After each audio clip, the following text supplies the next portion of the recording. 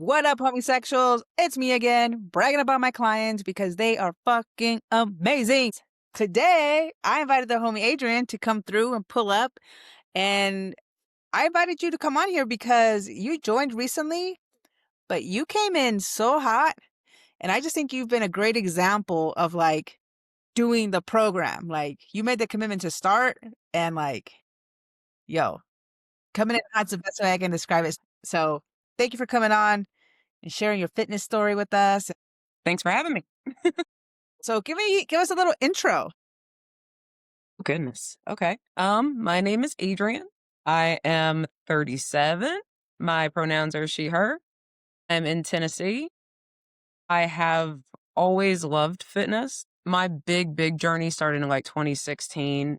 We had a gym open up in town, and that's when I really realized that it was something I loved to do. So when I came to this gym, I had that knowledge, but it was just so much knowledge to have, and I needed that guidance, and that's how I found y'all.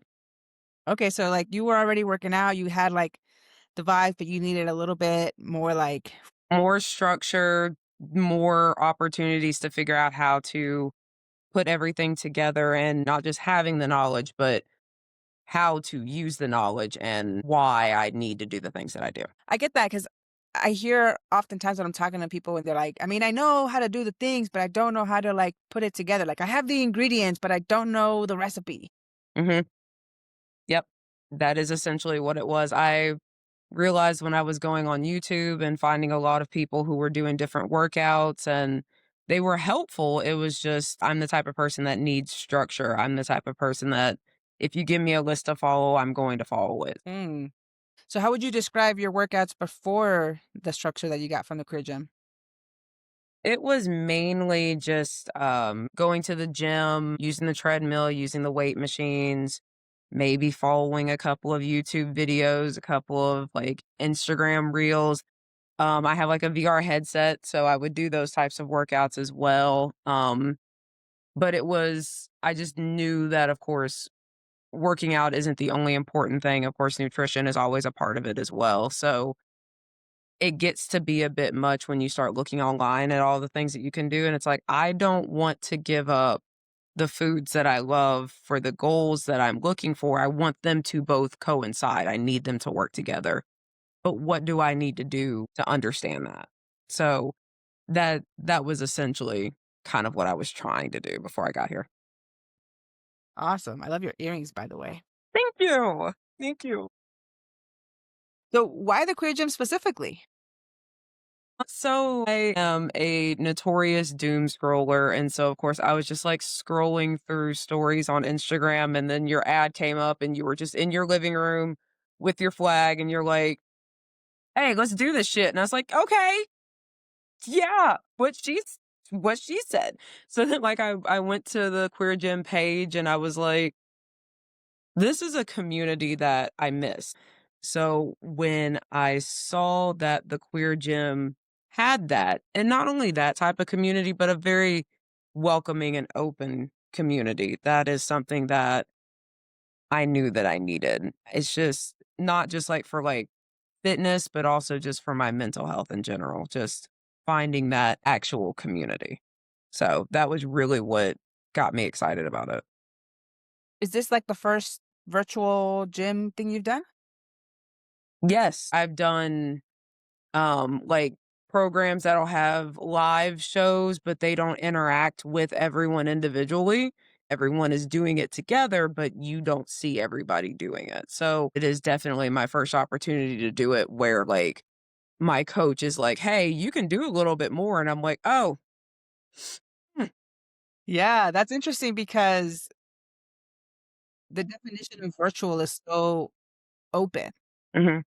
And to my knowledge, I have not heard of another virtual gym that is also like interactive, not like I'm going to chat with you and I'm going to call you out and fix your form and like make a gay joke or, those kind of things. So, yay us. Yes. Yes, that was actually so great about it. And it was just funny because when I noticed that, like, the queer gym used Zoom, I work from home. So, of course, my very first thought was, "Oh, great, another virtual meeting place that I have to do, but this is actually a meeting I want to go to. I want to be here. I want to interact with the people who are in the room with me. The breakout rooms are just so great. It's so cool to meet people who are across the states from me. It's a really cool opportunity to kind of see what other people are doing in the US, and I just think that that's really awesome. It's really fun. What did you think it was gonna be like? I don't know. I think I was just not, I guess, prepared for how fun and interactive it was. Like, I think that, like, the very first class that I had, you'd introduced, and then you're like, "Okay, we're going to the breakout rooms." I was like, "Whoa, I don't know these people," but that was the whole point. It's really fun for me to get to know people, so it ended up being really fun. So explain to folks exactly what is the breakout room. For sure. So, what we do in our classes, of course, we start out, we'll have a question of the day, and then we get put into breakout rooms. So, say there's like maybe 10 of us in that class that day. It'll be like a breakout room where it's like two people in each room. And so we'll go into those rooms and we have the opportunity to interact with someone from the gym. And it feels the same way as if you were to walk into a physical gym and talk to that person face to face. Like, it doesn't feel virtual in those breakout rooms, as in it doesn't feel like there is a barrier. You have the opportunity to kind of answer the question, and we could either have similar thoughts, or it's one of those where it's like, oh, I didn't actually think of it. That's actually a really great idea, or that's a really touching situation that you have to go through, and you get that opportunity to be supportive with that other person that's in there. It's always kind of fun to see everybody's environments because all of our environments are different. So we get the chance to kind of get that vibe with everyone. I think it was helpful the fact that we had a physical gym for 10 years. You know, when you go to a gym and you like the people there, so you show up a little early to like mess around, talk a little shit, or the water breaks when the coach is just like, quit hanging out, get your ass back in here, let's finish this workout. When we were becoming a virtual gym, I just remember being really intentional about, hey, the class starts at 9, but we're going to be there before because people want to come and hang out. And we want to like hold that space virtually for people to come and hang out. Mhm. And same thing, you know, with the breakout rooms. It was like, that's when people vibe. Y'all like the breakout rooms because you like each other. It's so nice. It's nice too, like whenever we'll get like a breakout room, maybe in the middle of a workout that's like a 2-minute break in between.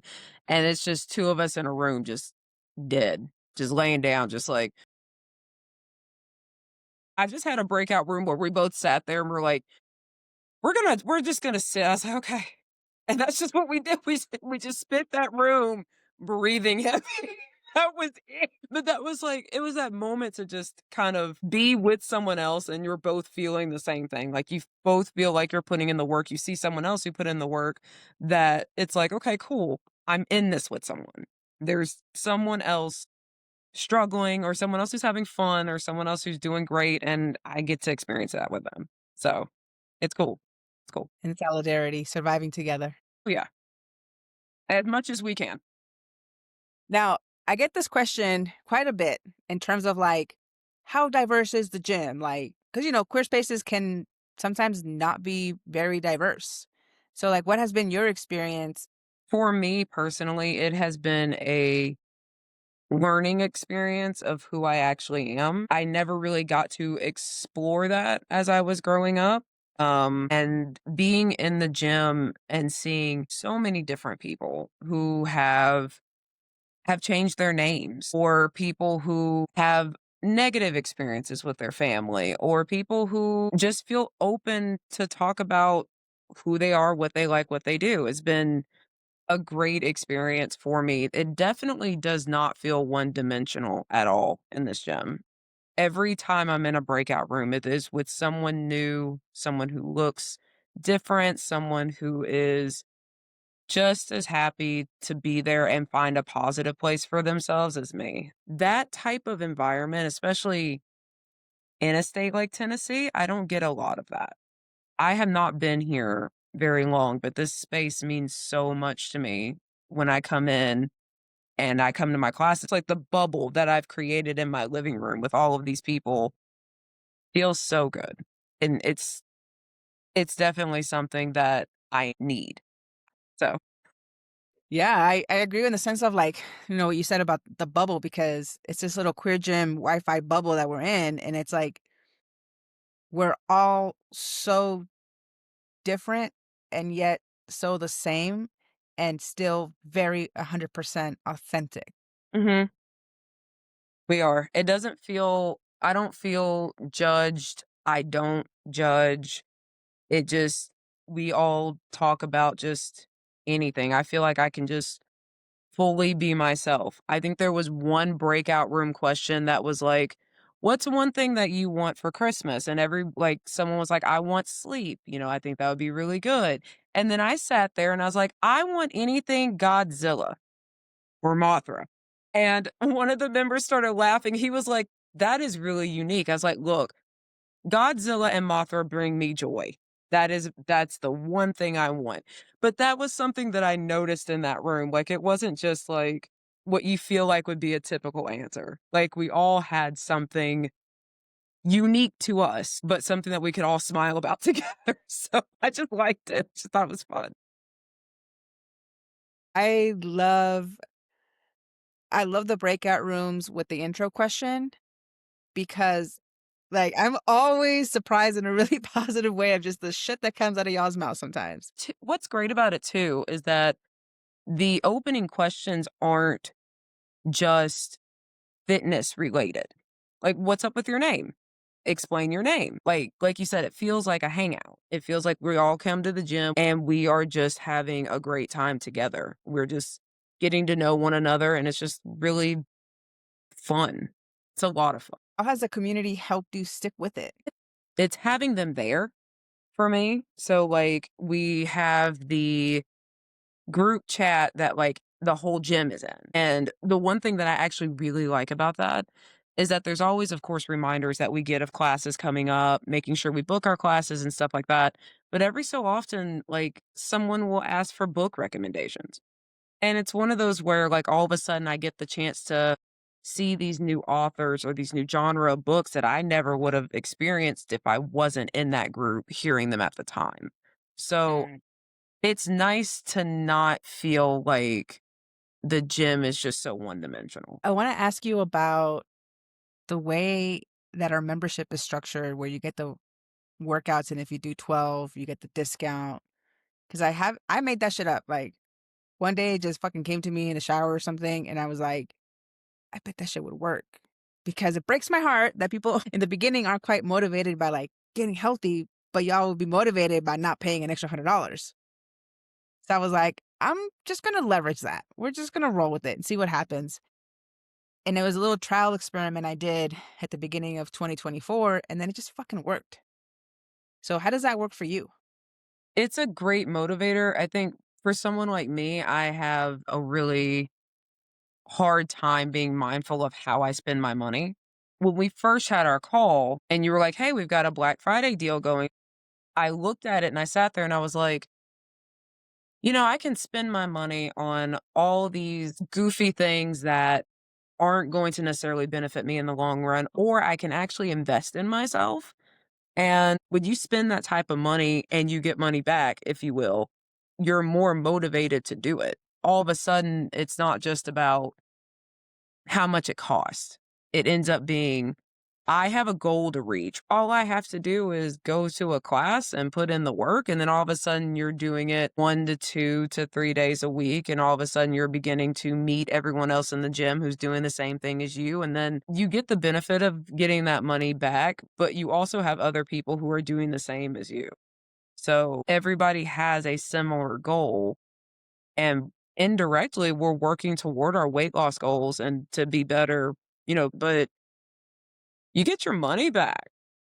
You get to look at your next month and be like, "I don't have to pay this because I did 12 workouts. I can do that again." Like it starts about getting the $100 discount, but then it becomes about showing up, about being in community, about being, consistent. But it's just that in the beginning, most people have a hard time staying consistent enough to discover the benefits. Right. I think it's really cool too that the way that the workouts work in the app is that you can put in your reps and the rounds that you have, and it updates it so that when you take that same class the next week, you see what your reps were for the previous week. So for me, I've started doing that and I've seen what my number was last week and I was like, I bet you I can beat that. I can I can beat that. And then that is just that's like the gamer in me. So it becomes that type of small motivator as well. Like there's so many pieces to the puzzle that come together. And then, yeah, you do get the money back, but then you also see that, hey, I invested in myself. This is things I'm getting back. I wasn't able to do toe push ups. And now my trainer's like, hey, why don't you do toe push ups? I'm like, okay, sure. And I would do it. And then I'm like, I would see those reps that I would do. And I'm like, I can do that next week. I can come back and do this next week. I want to come back and do it next week. So We started adding the workouts in the app the way you have them now a year ago. And a big part of that was so that you can track your progress because it allows you to strive during your workout versus just like get through the workout. I think it helps to, like, if I don't hit a number, I don't see that as a negative. I see it as a what happened this week that caused me to not hit my number. So, like, when I take Oakland Booty on Tuesday, if I don't make it through the 8 rounds of negative squats, why didn't I? What happened this week? What can I fix over the course of 7 days and come back and absolutely kick that workout in the ass? Props to you for taking that a step further and like reflecting on that. The number on the scale used to really be something that was hard for me to look at, and so that's actually something that I'm doing with Coach Taylor now. That was something that I told her, I was like, "I don't like to weigh every day because I hate to see what happens when I do things over the weekend. I hate to see the error of my ways, and I don't like to see my fault. I don't like it." And of course, she was really open with it. She said, "You've gotta see your progress and you have to see where you can improve." And looking at that graph now of my weight loss and just seeing it go just up, down, down, up, down, I'm like, "Okay, I see it." Your weight fluctuates. That is something that you can be okay with and come to terms with, and it's the same thing that I feel with reps. I can do better with my reps, maybe I'll just do 1 more this week, and then I'll just think, "Okay, what can I do to do 2 more next week?" And build on that. You're probably one of the people that I've interviewed much earlier in your time here with us. But that was again because you just came in with this like tenacious attitude and just, I'm not here to fuck around. I'm here to get shit done. And in that time that you've been with us, what do you feel so far has been the biggest transformation you've experienced? It's so it's so small. The step count, I think, was actually one of the things that became like a snowball effect.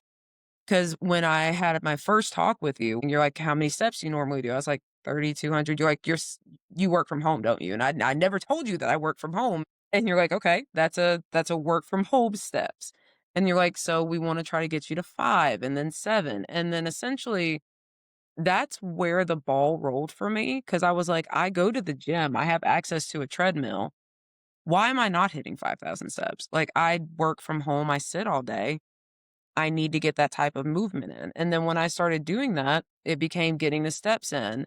And then I was going to the gym at like 6:30 in the morning, and I am not a morning person. I am not a morning person at all. I don't like being up in the morning. But I was going to the gym, and I still am going every morning to get my steps in, to have that start to my day. And then all of a sudden, I've gotten the hard part done.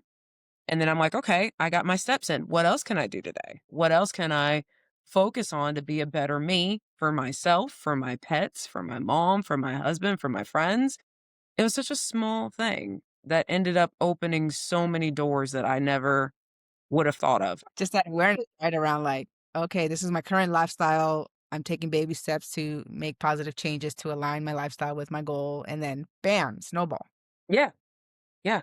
And no like forced snowball either. Like, I think that that's something really important about the queer gym is that I don't feel forced to do certain things. Like, you're like, "Hey, this takes time, takes steps, small steps," and I really appreciate that. Like, I don't Feel like I had to do like a full 180. Okay, I'm gonna ask you something else that I get asked often.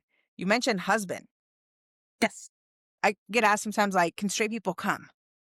And I'm like, "That's such a loaded question," because, like, I mean, yes, but that's only one part of an identity. Like, there's other, and like I was just like, well, I don't know. Tell me specifically about you, and I'll tell you. So it's for me, it is, my husband. I am pansexual. So for me, it's one of those, of course, situations where everybody's like, oh, so you just want to have it all. It's like, well, I mean, yes, but no, like, first off, but like, I don't feel, that way here. It just feels welcoming for everybody. So, I mean, for me personally, it's like, yeah, I like having a space where I don't have to hide who I am. I feel more comfortable even expressing who I am outside of the gym, which is not something that I never really felt I could do. So I'm like, okay, I can say this out loud. Yes, I have a husband. I do. But, if tables were turned, things were different.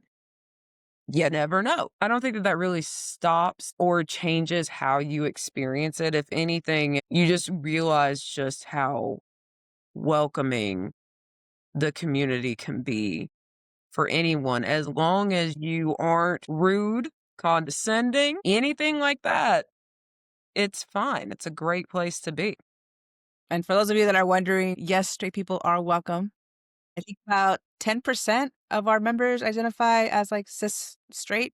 And yeah, the answer is always like, as long as you're cool and you need a safe space to work out, you're welcome.